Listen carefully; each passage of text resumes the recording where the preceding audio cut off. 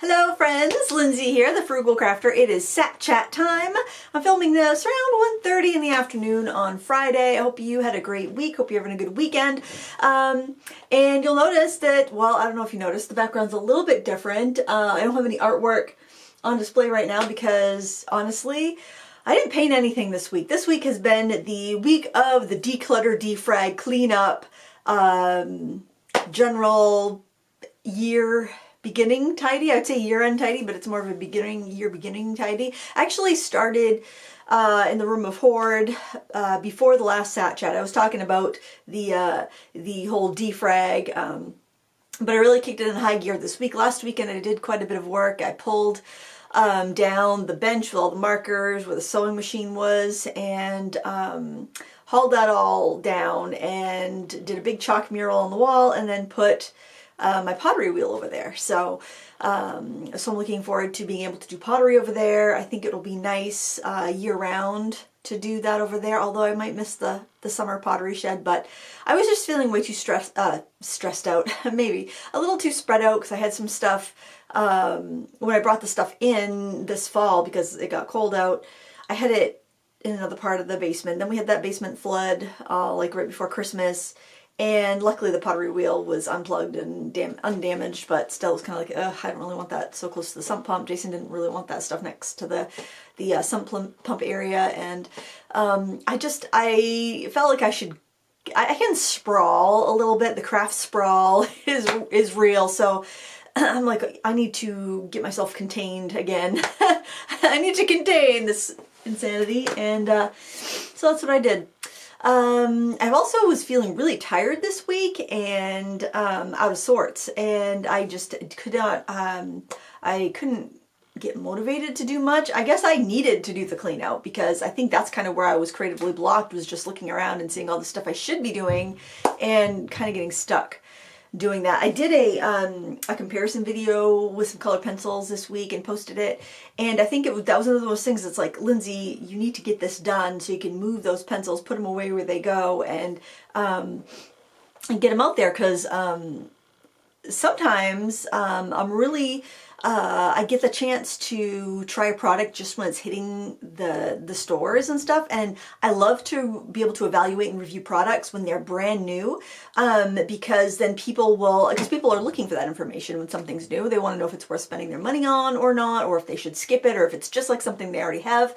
So it's really valuable if I can get that out early for people. That way, because have you ever done that? You see something that looks really good online and you kind of curious about it. Maybe you want to order it, but you want to know, if it's any good first, or sometimes you're just curious. You have no intentions of ordering it, but you just want to know about it, I'm like that. I love to watch reviews. I love to see about new products, and I like to learn what's out there, even though I may have absolutely no interest in buying it. I actually like to watch reviews of stuff I've already bought, because then sometimes it gives me another idea how to use it.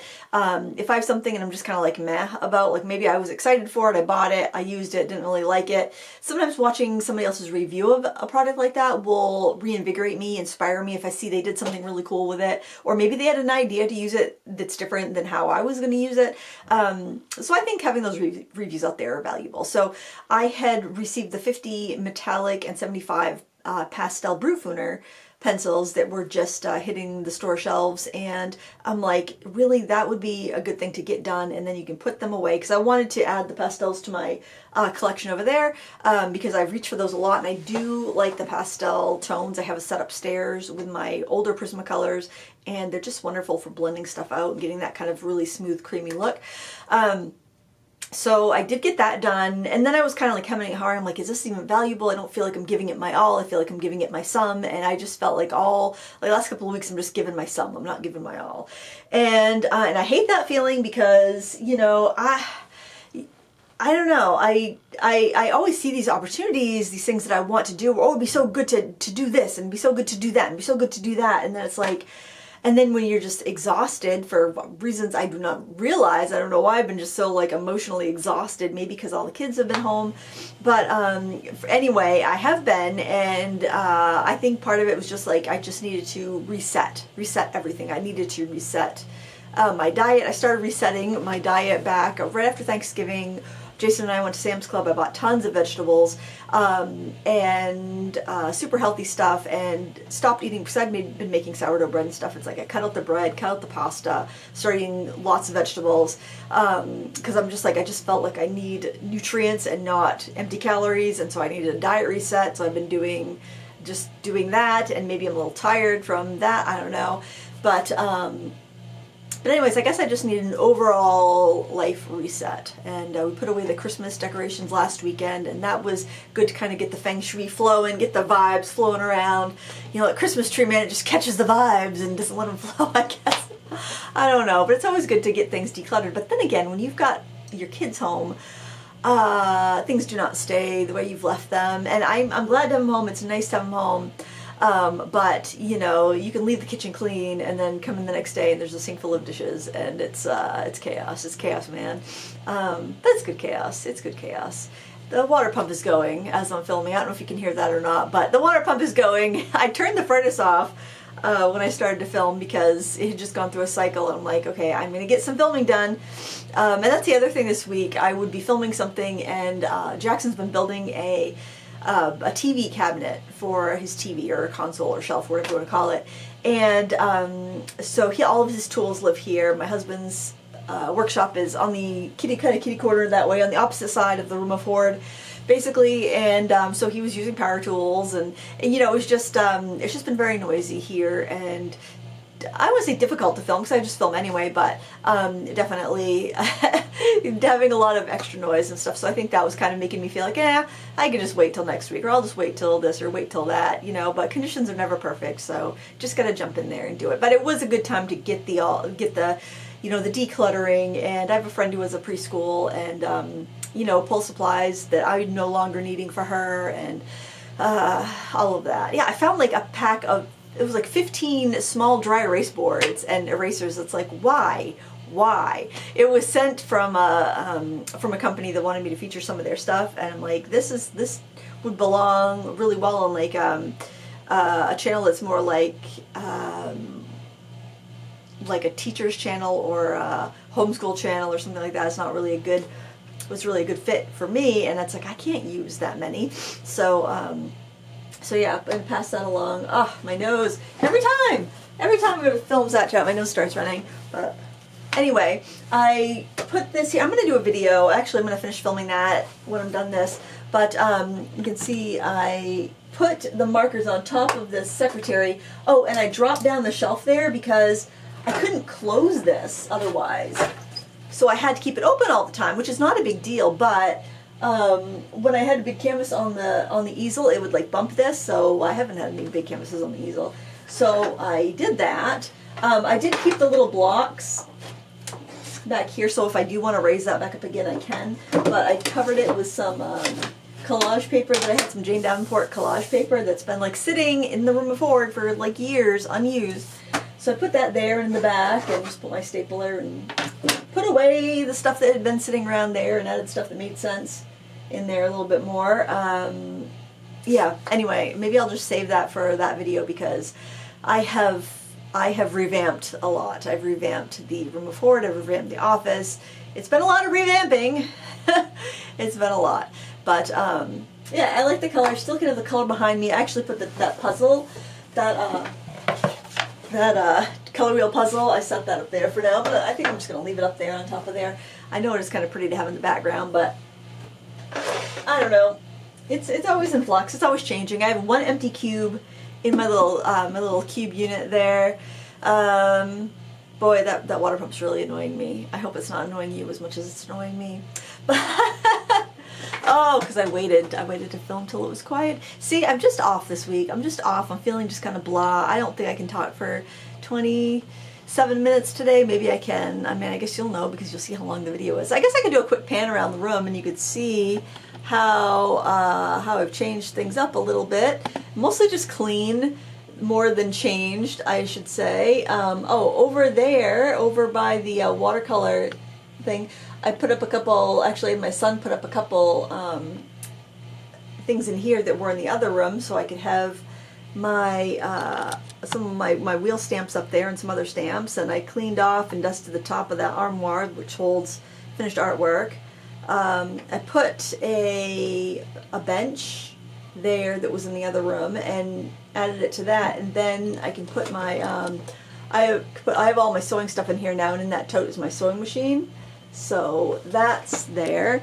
And then I brought in my cabinet with all my fabric, and then my card making card is there, and there's my cubbies there. You can see the clean one, the empty one, but I went through everything. I went through everything in there, and yeah, went through it and put stuff away, and you know, basically just reset. I reset the room.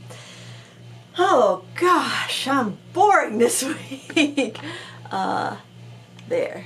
So, well, I did have a couple, actually, I always keep some topics on my phone in case I have some extra time and I want to film like a chatty video, so maybe I'll go to one of those. I did burn myself this week. I had the tea kettle on, and I reached over the tea kettle and steam got me, and I was boiling water because I was making some bread and I wanted to steam up the oven first, and it seemed to be fine. I didn't get a blister or anything. Then I woke up last night and it felt like, and I did this like 2 days ago, I woke up last night and it felt like somebody was rubbing sandpaper on my arm, and I think it must have blistered, and the blister must have come off because I had like shiny pink baby skin, like a circle of it on my hand, so I put AAA ointment and a Band-Aid on it so it wouldn't rub on anything, because I tried, because when I got up, I'm like, oh, and I went to wash my arm, that area, and it just stung so bad. It's like, oh, I need to put some AAA on that and protect that. So there must have been a blister there, and it just, I don't know, formed overnight or something, but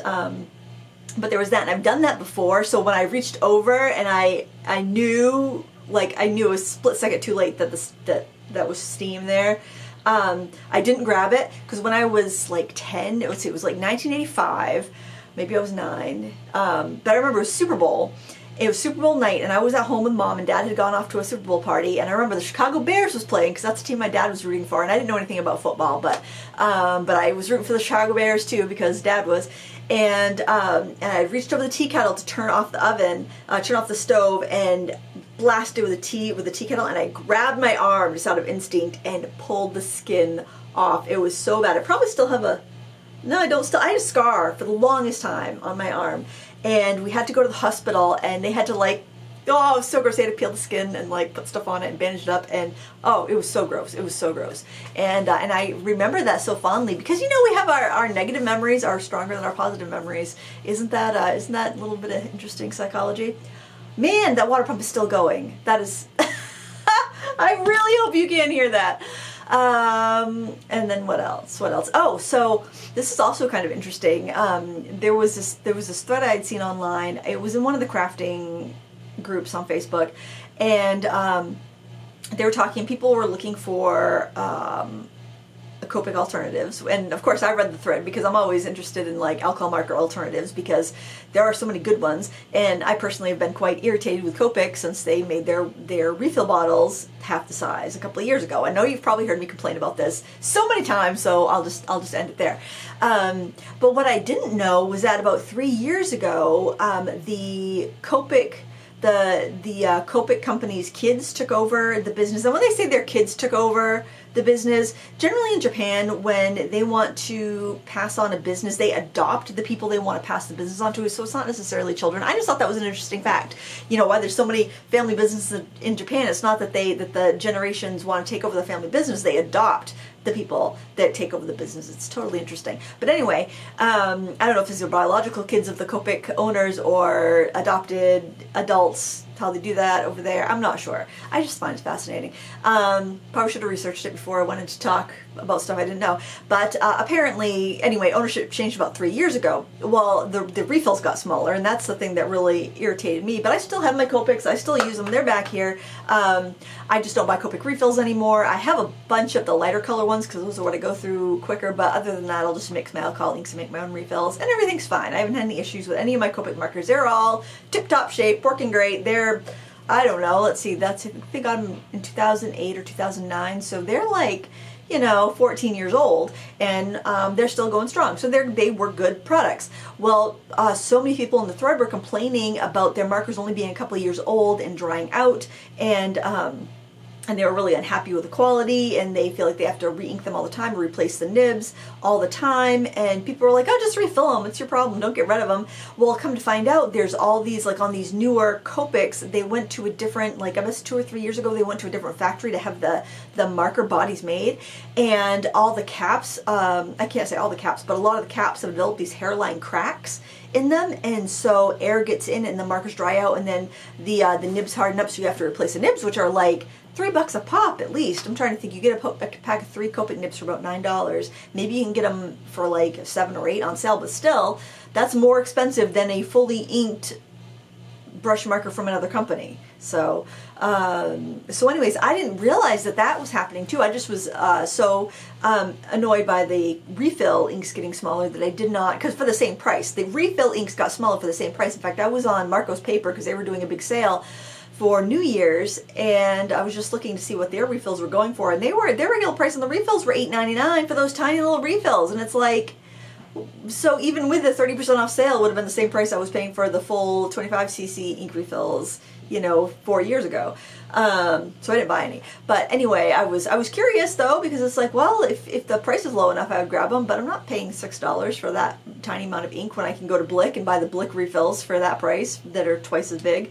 And Blick brush markers, Blick Studio brush markers are equivalent to Copic in my opinion. Not their Illustrator markers, I would avoid those.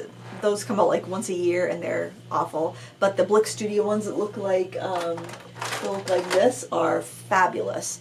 And the refills, they have raised their refill price. When Copic made theirs smaller, they raised their price a couple bucks, which was a bummer because they used to be around $4 a refill. Now I think they're around $6 or $7, but at least they're still the big size. So it makes you think that maybe alcohol ink in general has gone up in price, but it, like the Maramoo alcohol inks are still the same price. The Tim Holtz ones I think are still the same price. Pinata is still the same price. There's so many like cheap alcohol ink sets on Amazon, like $1 a bottle basically for 10 mLs, which is like this pretty close to the size of the Copic ones that are like $8. So I don't know if alcohol ink prices have gone up. It certainly has not been everywhere. And I was looking around on AliExpress and I saw refills for, like, you know, the Shinhan touch markers, the ones that use that system, those re-inkers are available, and they're I think around $3 a bottle for 25 cc's or 21 cc's. So yeah, there is ability now to re-ink a lot of your budget markers with actual matching inks if you just look a little bit. So so yeah, I mean, I thought that was really interesting. I didn't know that about the caps. I knew that a lot of like you'd see posts where some of the big box craft stores would be like clearancing all their Copic markers for $2, and people would go and, like, you know, buy tons of them. And I'm wondering if the reason they were clearancing those were the cap defects, and if a lot of the people that are having the problems with the caps now maybe picked a bunch up at that on those sales. I'm not sure, because I mean, I'd heard rumor about cracked caps. I thought maybe that's why they were discontinued, but they were talking about like the factory moving or them moving factory, and then a lot of those markers having problems. So I guess it's a good idea just to keep an eye on your markers, make sure they are staying nice and juicy, and if they're not, then reaching out to the company. Because I guess the person that posted about them originally, the Copic the company was replacing their markers, but it was weird. They were replacing their markers in like batches of like 6 or 7 at a time or something for some reason, rather than just like replacing them all. I don't know if it was if they were sending them back and getting replacements that like they all didn't go missing at once or something, just in case something happened to them in shipment. I'm not sure, but it was just weird. It was weird, and it was also kind of like, oh well, that makes sense if, you know, all this stuff happened around the same time. Maybe they were trying to, you know, do different things with the company. And something else I remember hearing about, and this was probably about 3 years ago, because Imagination International used to be the Copic distributor for the United States, and then Copic decided they were going to sell directly to retailers in the United States and not use a distributor. So probably they were probably trying to make their company a little more profitable.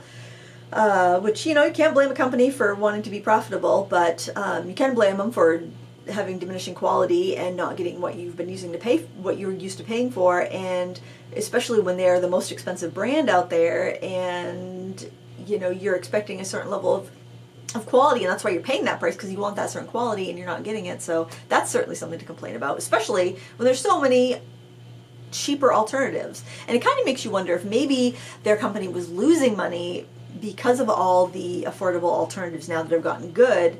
So then they had to do something in order to keep their business afloat. I don't know. It's expensive for companies to offer things like refills and replaceable nibs and open stock, and that's one of the biggest complaints I hear from people when I'm reviewing a budget product is that how come they don't offer open stock? I buy them if they offered open stock, and it's like, listen, you're paying $20 for this set of colored pencils.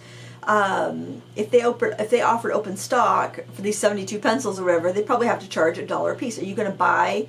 Are you going to buy a bunch of refills that are $1 a piece, or are you just going to wait until you need about 20 things and just buy a whole other set because it would be cheaper, and then you'd have more backup? So at certain price points, it doesn't make sense for companies to do open stock.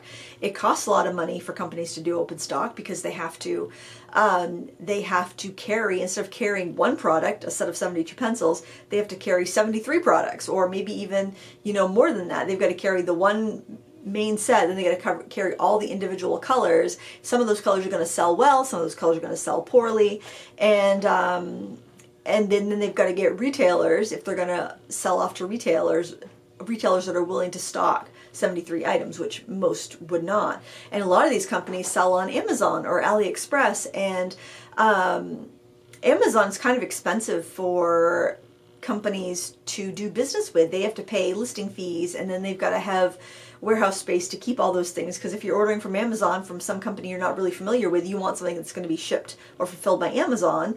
It's not a big deal if you order something and you see that it's sold and shipped by Jerry's Outer Rim, because Jerry's Outer Rim, they're going to send your stuff. You've heard of them, but if it's some company that has like a string of letters that's their name, and it's also shipped from them, you may be a little leery if you've never heard of the company before. But if it's fulfilled by Amazon, you feel better about that. And that's why when you go to Amazon and you see like one color pencil selling for, $8, and $2 shipping or whatever, it's because, it's going to cost them money to sell through Amazon. They got to have a certain amount of profit in there, because there's all those fees, there's all those listing fees, the warehouse space it's taking up. I've had a company actually ship me products because they were discontinuing the product and they didn't want to pay for the warehouse space anymore. It was cheaper for them to give the product away than it was for them to pay the space that they had it taking up in the warehouse, I guess. Or maybe they were redoing packaging, or they were discontinuing the product or something, but they needed to make space for the new thing, and it was just going to be more cost effective for them just to clear it out. And yeah, that's why you don't see open stock. And I was talking to another company once, and this was at the beginning, like before when your budget version of Copics was like Prismacolors or Pro Marker. This was a company that had come out with a set of 48 markers, and the marker set I think was like $80 something, and it was bullet and chisel tip, not even brush tip. This was probably like 8 years ago. And I was like, oh my gosh, this is awesome. What a great price. It's only $2 a marker. Maybe it wasn't even that much, and it was before Ohuhu even. It was a company before Ohuhu made it big. And I said, you got to offer open stock because people will go crazy about these. And she was explaining to me that eventually they'd love to do open stock, but you have to have a certain amount of market buy-in before it's profitable to do open stock. So it's like they would have to sell something like 1,000 units before they could offer open stock, because they need to have enough customers have the products in their hands, and then start to use them up before it makes sense for them to add these open stock products, because there just wouldn't be the market there to buy them yet.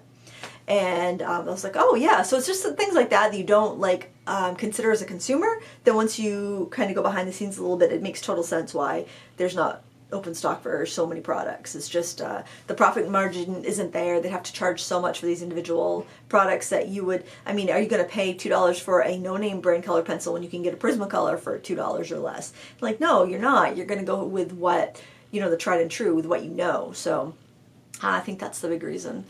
And And I think a lot of times when these companies start offering open stocks, they're going to start offering them on the more popular colors. I've seen Ohuhu start to bring out open stock markers. They've had those out for a couple of years, and they're planning on doing the refills. But I'm sure they're kind of like, okay, we have 360 colors now. What color refills do we want to bring out first? Because I'm sure they don't want to be in a situation where they've got all these bottles of ink and only like 25 colors are selling. Like even with the Copics I have, the only refills I purchased were for my really, really, really pale pastel shades and the colorless blender, because those are the ones that go dry the quickest. So I think they'll probably see a situation like that, like maybe the skin tones or the gray tones will come out with refills. Black is another one that seems to dry out quickly across marker brands. I have bought black refills. I don't know why that is. Maybe because it doesn't have, I don't know. It tends to get kind of thick too. I don't know. That's weird because that's like your darkest color. I find that one goes dry. Maybe I use it more because I'll do like all black backgrounds so that my artwork pops. So that could be it. But I generally find that colors that contain more alcohol are the ones to go dry quicker, which should be the cheapest ones to make because they have very little pigment in them. They're mostly the clear alcohol solution. So look at that. We did manage to go on a tangent and talk for 28 minutes. I did just realize why the water pump was going on. Somebody's doing laundry upstairs, and I think I heard my son come through the door because I heard Penny get all wound up. We were down to one kid in the house because Maisie had gone to the gym, and I was like, oh, it's safe. I'm gonna start filming. I turned the furnace off, and then I heard the washer go. But hey, c'est la vie, c'est la vie. It's school break. The kids will be back to college in another 10 days, and yeah, it'll be quiet again. But sometimes randomly the water pump does go on and the furnace goes on because it's winter in Maine. So I'm going to try to wrap up all my filming because I'll have to turn the furnace back on because it will be cold again. And yeah, okay, I've talked for 26 minutes about nothing. Typical sat chat fashion. Oh guys, I can't believe I forgot to tell you about this. Okay, so the bummer of the week was, so it was like Sunday, I went to make myself a cup of tea, and I didn't decide what I was going to keep for mugs until I gave away all the best ones, and I kept the least, the worst two for myself, just so I'd have like a memory from that first batch. And I made myself a cup of tea in this mug, and I'm not sure if it will show up on camera, but I've got cracks in the glaze, and I can't feel them, but I can see. I don't know if you can even see them on camera or not. I don't know. I'm just gonna like put my hands back here. Sometimes that makes things focus. I don't know if this is going to show up or not, but there are like these little hairline cracks all the way through the glaze. It's like the term is called crazing. And I had some bowls that I've been using for a couple months that I made for that first batch. Didn't notice anything, but making tea in this cup, it showed up all those cracks. And then I started holding up other pottery that I still had here, Jason's pot, his bean pot, and some other cups, and I can see it in the light, the little hairline cracks. So I gotta bring some back to the pottery place and see what's going on. I might need to reglaze them. I don't know. I'm gonna have to call people I gave pottery to and see if they have affected pots. I'm just kind of like totally bummed about that. I can't believe I didn't bring it up till now. But hey, if I gave you pottery for Christmas, don't use it. I'm so bummed about that, but what are you gonna do? It's a learning experience. Life is a learning experience, guys. You gotta embrace it, get out there, learn something new, and don't get poisoned by pottery, I guess. Thanks for watching. Until next time, happy crafting, and have a great weekend. Let me know what you're up to in the comments below. Bye.